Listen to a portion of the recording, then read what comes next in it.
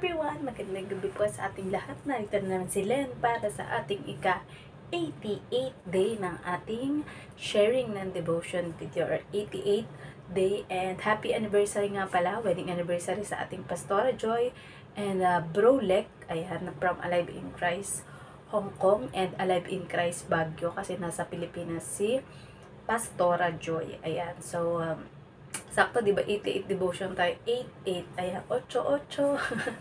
But anyway, bago tayo magpasimula, dahil kakatapos lang din natin ng nakinig tayo ng ating Thursday devotion ngayon. And thanks God because nagkaroon ng Thursday devotion ngayon. Kinaya ng internet connection sa Baguio ni Pastora Joy. But ayan, bago po tayo dumako sa ating pagbubuli-buli ng salita ng Diyos, ay huwag natin kakalimutan lagi ang manalangin at magpasalamat sa ating Panginoong Diyos. So, Ama namin Diyos na makapangyarihan sa lahat, pinupuri at dinadakila at pinasasalamatan po namin kay Panginoon sa oras na ito, Panginoon. Salamat, Panginoon, sa inyong paggabay sa aming Panginoon, pagbibigay ng buhay, kalakasan at hininga, Panginoon, upang mapagtagumpayan namin ang aming mga ginawa o trabaho sa buong araw, Panginoon. Salamat din, Panginoon, sa inyong mga salita na aming napakinggan, Panginoon, sa aming Thursday devotion ngayon from Alive in Christ Hong Kong, Panginoon, at sa Baguio, Panginoon. At alam po namin, Panginoon, lahat ng mga deepest prayer ng bawat isa, Panginoon, kagalingan, pang-physical, Panginoon, at protection, Panginoon, para sa mga uuwi ng Pilipinas o maglalakbay sa iba't ibang parte ng mundo o ng Pilipinas, Panginoon. We know, Lord God, that everyone will be safe and sound, Panginoon, na makakarating sa mga dapat puntahan, Panginoon, at walang magiging aberya, Panginoon, sa mga lalakarin ng bawat isa, Panginoon. Kayo po ang lagi namin itinataas, Panginoon, at pinapapurihan sa bawat pag-aaral namin ng inyong salita, Panginoon, at kaligayahan po namin, Panginoon, na kayo ay mapaglingkuran, Panginoon, upang mas marami pa ang maabot, Panginoon, ng inyong mabuting balita, ang salita ng kaligtasan na tinapos na gawa ng inyong anak na si Jesus sa krus, Panginoon, na kung saan ay kinaya niya ang lahat ng hirap, Panginoon, ang lahat ng palalait at pasakit, Panginoon. Matubos lamang kami sa aming mga kasalanan, Panginoon. Kaya nga kami ngayon ay malayang nakakapagpuri at nakakapagpahayag, Panginoon, ng inyong mga salita, Panginoon, sa anumang aming makakaya, Panginoon, lalong higit sa mga napapanood o napapakinggan na ito, Panginoon. Salamat, Panginoon, that the Holy Spirit is always with us, Panginoon, nakasakasama namin sa aming lahat ng mga ginagawa, Panginoon, na nagpapatibay at nagpapalakas sa amin, Panginoon, anuman ang mga pagsubok na aming pagdaanan sa buhay na ito, Panginoon. Kayo po lagi ang mapapurihan, Panginoon, maitaas, Panginoon, at kami po ay mananatili lamang, Panginoon, na nagpapasakop sa inyo, Panginoon, sapagkat kayo ang nabibigay ng karunungan, ng lakas at buhay sa bawat isa, Panginoon. Dahil alam po namin, Panginoon, apart from you, Lord God, we can do nothing. Muli binabalik po namin ang lahat ng papuri at pasasalamat sa tanging pangalan ng inyong bugtong na anak na si Jesus. Amen. So ito po yung nakalagay sa Lucas 19:10. Ang anak ng tao ay naparito upang hanapin at iligtas ang naligaw. Message, sinabi nga ni Jesus na siya ay naparito sa mundo para hanapin at iligtas ang mga naliligaw. Application, dahil ang mga Hudyo ay kilala na si Abraham ang lahing pinagmulan nila, di nila matanggap, lalo ng mga nakarinig, na si Zaccheo ay anak din ni Abraham. Di importante kay Jesus ang lahing pinagmulan mo ang mga kasalanan mo noong nakaraan. Dahil ang mga iyon nga ang mga hinahanap niya para iligtas, dahil yon ang tinatawag na naliligaw. Gaya sa awit ni Haring David na ang Diyos ay ang ating pastol. Si Jesus naman ang pinto ng pastulan, kaya kapag nasa loob ka ng pastulan at kasama mo ang pastol ay ligtas ka. Wala kang hahanapin pang anuman dahil lahat ay kayang maibigay sa atin ng Diyos. Kaligtasan, kayamanan, kapayapaan, pag-ibig, pagpapatawad, pag-asa at higit sa lahat ay buhay na walang hanggan. Dahil ang taong nais na nasa tama siyang daan ay hahanapin ang Diyos at si Jesus, at kapag natagpuan ay papapasok niya ito sa buhay, puso at isip niya, at maghahari ito sa kanya na ibabahagi din naman niya sa iba. So, purihin na pagkabasa ng salita ng Diyos. So, ang topic natin sa ating Thursday devotion kanina is run the good fight of faith, diba? Sinabi dyan ni Paul, diba, na kung saan ay hindi na niya iniisip yung lahat ng mga balakid, basta magawa lamang niya ang pinapagawa ng ating Panginoong Diyos, na kung saan tayo do ay nababalutan ng mga clouds of witnesses. So, ang clouds of witnesses na tinatalakay doon is yung kagaya nga nun, diba, may mga clouds of witnesses sa bahay ni Zaccheo, na kung saan tinitingnan nito kung ano ba ang mangyayari kay Zaccheo at sa bahay nito. So, napakinggan nila or narinig nila kung ano mga sinabi ng ating Panginoong Hesus at kung ano yung instantly na naging desisyon o ginawa ni Zaccheo na ibahagi or ipamigay ang kanyang kayamanan, dahil nga natagpuan na niya ang tunay na kayamanan, which is ang ating Panginoong Hesus dumating para sa kanya. So si Zaccheo at ang karamihan sa atin na hindi pa nakakakilala sa ating Panginoong Hesus at sa ating Panginoong Diyos ay matatawag na kagaya ng isang tupa na naliligaw. Sa mga hindi po nakakaalam, ang mga tupa kasi ay madaling maligaw, 'di ba?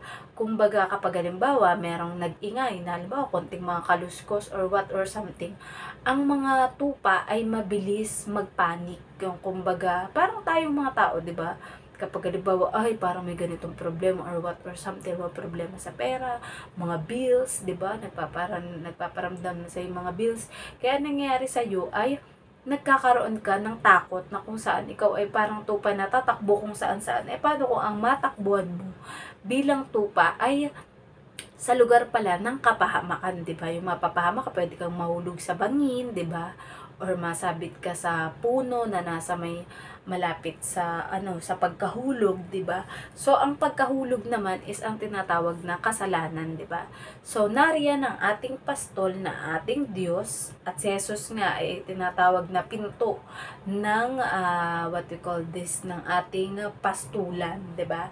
Ang Panginoong Diyos, ayan, kukunin kanya sa pamamagitan ng kanyang, 'di ba, ang mga pastol, meron silang tungkod na naka-letter C, yung ganyan, para yun yung ipangkukuha sa ulo or sa katawan ng tupa kung ito ay nakabingit sa pagkahulog, at yun, kukunin ito. Yun din ang pinapantanggol ng tawag dito ng pastol kapag may mga masasamang mga asong gubat, mga leon o mga gustong manakit sa mga tupa. And kapag halimbawa nakuha na ng pastol, which is ang ating Diyos, ang mga tupa na naliligaw or tayo or mga kapwa natin na naliligaw, ay ilalagay ito sa kanyang pastulan. Yun naman yung tinatawag na Kingdom of God o kaharian ng ating Panginoong Diyos, na kung saan ang the way, the truth, and the life ay ang ating Panginoong Yesus. Kapag pumasok ka na doon sa loob ng kanyang pastulan, ay safe ka na. Nandun na yung pagkain mo, dadalang ka na ng iyong pastol ng pagkain, ng inumin, di ba?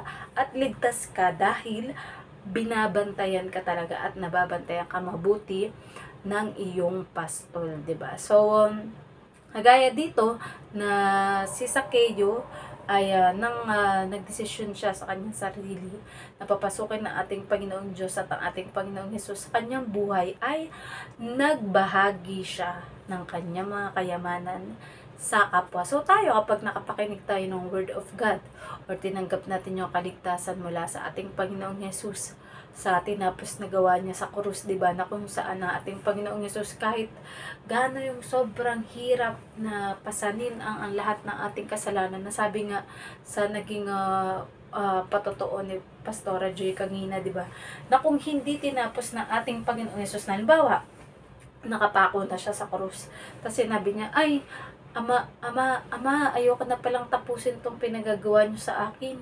Kasi mahirap, masakit, 'di ba? Hindi ko na po susundin, hindi ko na po tutuparin. Pero in-endure ng ating Panginoong Hesus yung sobrang sakit na naranasan niya, na halos talagang kung sa pisikal ng tao ay hindi kakayanin na umabot hanggang sa ganoong paghihirap. Kumbaga mabilis agad mamamatay or give up. Pero ang inisip na ating Panginoong Hesus, nakatingin siya sa ating Panginoong Diyos at yung kaligayahan niya na, ay, Ama, kapag natapos ko ang pinagagawa niyo ito sa akin, Panginoon, makakasama ko na kayong muli sa kaharian, Panginoon, at tayo ay magkakaroon na ng matibay na relasyon or ugnayan ulit. Kasi nung pumarito ang ating Panginoong Yesus sa mundo ay, kumbaga, hindi naman natin masasabing napalayo, pero kumbaga yung magkasama sila ng ating Diyos Ama sa kaharian or sa kalangitan is kinailangan niyang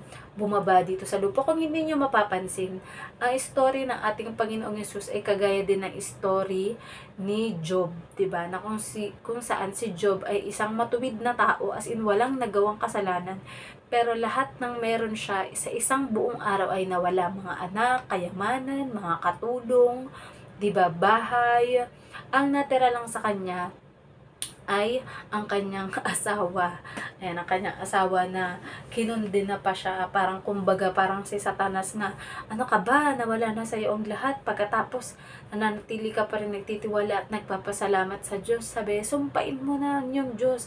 Pero hindi ginawang magkasala ni Job. So si Job, ang para makukonsider natin na ang ating Panginoong Yesus, parang si Job ang representative or parang pahinuwa sa atin ng gagawin na ating Panginoong Yesus, na ating Panginoong Yesus na matuwid at bugtong na anak ng Diyos ay kailangan pumarito sa lupa, magdanas ng lahat ng paghihirap at parang masasabi mo na wala na ang lahat sa kanya nung nandun na siya sa krus, 'di ba? Na kahit yung pag-ibig sa kanya ng ating Panginoong Diyos, dahil sa sobrang nasa kanya na yung lahat ng kasalanan, pinasan niya yung lahat ng kasalanan nating lahat. Pero pag tinignan ng Panginoong Diyos yung mata ng ating Panginoong Yesus, is makikita mo yung pure na mata ng ating Panginoong Yesus na walang bahid ng kasalanan.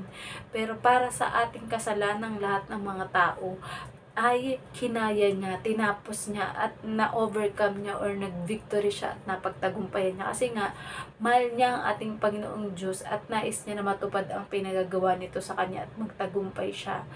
Dahil mahal tayo ng Diyos. Ayan. Kahit ano man ang mga maging kasalanan natin noong nakaraan, kahit gaano man tayo kasama, kahit gaano man tayo kakriminal, 'di ba? Ay tanggap ng ating Panginoong Diyos 'yun. Ang sasabihin niya, anak, halika na, bumalik ka na sa akin kasi napalayo ka lang naman sa akin dahil sa kasalanan. Napalayo ka lang sa akin kasi nga tinukso ka ni Satanas, 'di ba? At nagpatukso ka naman, pero ang Panginoong Diyos willing pa rin na pabalikin ka sa Kanya, 'di ba? Kumbaga seryoso ang ating Panginoong Diyos na hindi niya gagawin na ipadala ang Kanyang bugtong na anak dito kung hindi matindi yung kakaharapin natin sa kabilang buhay, kapag hindi natin nakilala, tinanggap at nagkaroon na matibay na relasyon sa Kanya at sa ating Panginoong Yesus, 'di ba? Na kung saan nabasa na nga natin yan sa Lucas na ang pwede mangyari sa hindi sasampalataya at tatanggihan ang libreng kaligtasan na ibinigay sa atin na ating Panginoong Diyos habang narito tayo sa mundo ay habang buhay na pagdurusa sa apoy na hindi nauubos, 'di ba? Na kung saan yung mayaman na namuhay ng masagana dito sa mundo ay nung nasa kabilang buhay siya ay ultimong patakan lang siya ng tubig sa kanyang dila. As in, patak lang, kahit isang patak lang ng tubig dahil sobrang init. Yung alam mo yun, siguro hindi natin ma-explain pa kung ilang times ng fire yun. Pero danasin mo na lang na halimbawa, mapaso ka, diba? Sobrang sakit na nun, nagpapaltos. What more pa, yung habang buhay, araw-araw, 24 oras, walang tigil, yung apoy na makakamit mo kapag ka ikaw ay hindi nakakilala o tumanggap sa ating Panginoong Diyos at sa ating Panginoong Hesus habang naririto ka sa mundo, 'di ba? At ayaw ng Diyos na yun yung maranasan natin. Kaya nga, kapatid, habang may oras pa ngayon na, dahil hindi natin alam kung kinabukasan ay buhay pa ba tayo, may lakas pa ba tayo o hindi, o magigising pa ba tayo. So now is the time that you have to decide.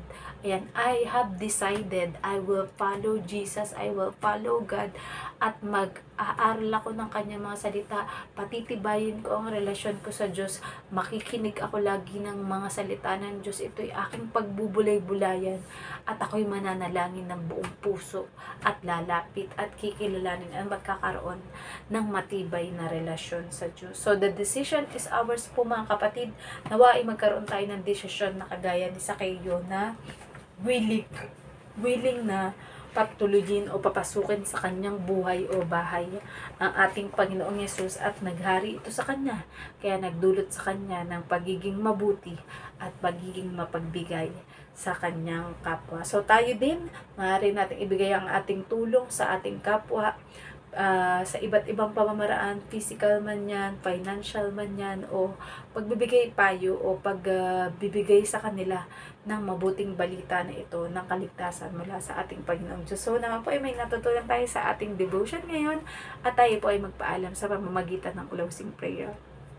Ama naming Diyos na makapangyarihan sa lahat muli, maraming salamat po Panginoon na sa kabila Panginoon ng aming mga kahinaan, ng aming kasalanan Panginoon ay nariyan pa rin kayo na minamahal kami ng walang kapantay Panginoon. Tunay na ang inyong pagmamahal sa amin ay agape Panginoon, everlasting and eternal Panginoon, mula dito habang nabubuhay kami sa mundo Panginoon hanggang nariyan na kami sa kabilang buhay kasama kayo Panginoon. Alam ko po Panginoon na may inihanda kayo na napakagandang plano para sa amin Panginoon. Mararanasan namin dito sa mundo Panginoon at mararanasan din namin sa inyong kaharian Panginoon. Kaya ngayon pa lamang Panginoon ay salamat po Panginoon at tulungan niyo po kami Panginoon, bigyang lakas ang bawat isa sa amin Panginoon upang huwag kaming mahiyang makapag-impluwensya sa aming kapwa Panginoon na mapalapit at magkaroon ng matibay na relasyon at pagkakilala sa inyo Panginoon, sapagkat walang ibang daan patungo sa inyo kundi sa pamamagitan ng iyong bugtong na anak na si Jesus. At gaya ng isang pastol Panginoon, kayo ang aming pastol Panginoon na nagpo-provide sa lahat ng aming mga pangangailangan, whether it's physically, financially, emotionally Panginoon, sa aming good health Panginoon, sa aming long life Panginoon, at ang mga trabaho at mga pagpapala na iba't iba Panginoon na meron kami Panginoon dahil sa pamamagitan ng aming socially na pakikisalamuha sa aming kapwa Panginoon, kung paano magkakaroon ng kapayapaan, pag-ibig at pagpapatawad sa bawat isa Panginoon, at pagbabago sa mga dating nakagisnan Panginoon na maling pag-uugali o maling kultura Panginoon. Ay tulungan niyo kami Panginoon na maging desire ng puso namin Panginoon na takbuhin Panginoon ang lakbayin na ito Panginoon, na maibahagi sa iba Panginoon ang inyong mabuting balita Panginoon. At alam namin Panginoon na sa bandang huli Panginoon, pag natapos na namin ang mission namin dito sa mundo Panginoon, ay tatawagin niyo kami at sasabihin niyo sa amin, well done, good and faithful servant. Ayan, na kung ano ang pinagkatiwala nyo sa aming Panginoon ng mga talento at kakayahan Panginoon, ay ginamit namin ito Panginoon para sa ikapupuri ninyo Panginoon at ikalalawig ng inyong gawain dito sa mundo Panginoon. Kayo po ang laging maghari sa amin, at ang inyong anak na si Jesus at ang banal na Espiritu Panginoon ay laging sumaamin. And let your glory shine in us Panginoon, and may we grow Panginoon from glory to glory hanggang sa aming pagparian Panginoon sa inyong kaharian, at magkakasama na tayo Panginoon na masaya at nagpupuri kami sa inyong dakilang pangalan sa lahat ng inyong ginawa at pinatunayan sa bawat isa sa aming Panginoon, na tunay na kayo ay buhay, tunay na kayo ay mabuti Panginoon, at kayo ang nakakaalam kung ano ang mabuti at para sa ikabubuti namin. Ito po ang aming salamat na lang sa matapis na pangalan ng inyong bugtong na anak na si Jesus. Amen. Good night po sa ating lahat and God bless. Bye!